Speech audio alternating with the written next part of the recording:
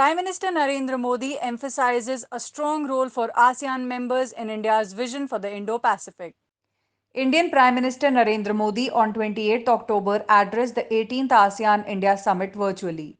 He touched upon key issues including the COVID 19 pandemic, vaccine strategy, and stressed how ASEAN members play an important role in India's vision for the Indo Pacific. Modi said that 2022 will mark 30 years of India's partnership with ASEAN as India attains 75 years of its independence. Modi said the year will be celebrated as ASEAN India Friendship Year. Modi stressed that the unity and centrality of ASEAN has always been a priority for India. Modi emphasized that COVID 19 has put unprecedented challenges before nations testing the India ASEAN friendship.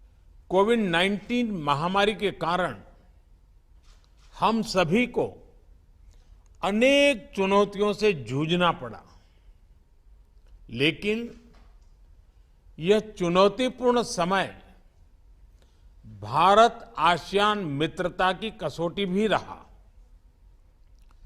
Covid के काल में हमारा आपसी सहयोग, आपसी संवेदना भविष्य में हमारे संबंधों का बल देते रहेंगे।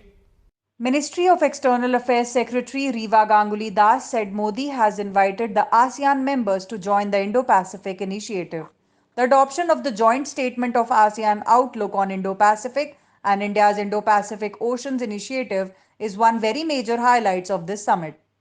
The joint statement charts the way forward for practical implementation of the convergence in a vision of Indo-Pacific.